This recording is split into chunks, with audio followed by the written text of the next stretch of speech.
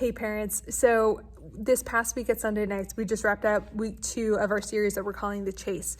What does it look like to chase after the most important thing this year, which would be Jesus? And as a part of our talk this past week, bottom line was that chasing after Jesus starts with a step. First his towards you, and then yours towards him. And at the end of the talk, we gave kids the chance to pause and to reflect and to respond to that a little bit. And we asked them 2 questions. How have you seen God chase after you? What steps have you seen him take to pursue you? And then what step might he be calling you to take this week, this year, kind of moving forward from there?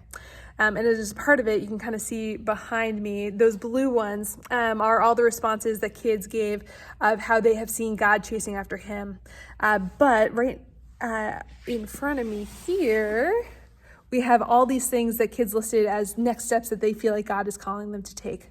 And so many of these, attend a small group that God has connected me to, trust him with big decisions I'm making in my life, to be nicer, to help others. That's great. Bible study with my friends, completing Rooted, reading my Bible a little bit more each day.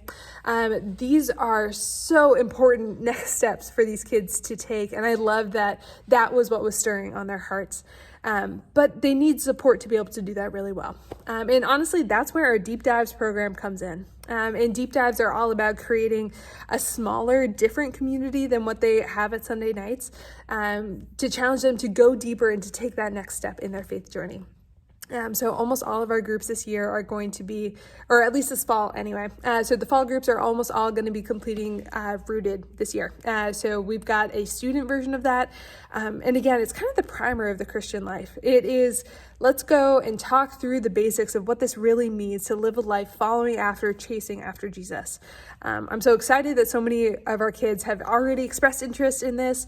And I would really encourage you, 1, ask your kid, how have you seen God chasing after you?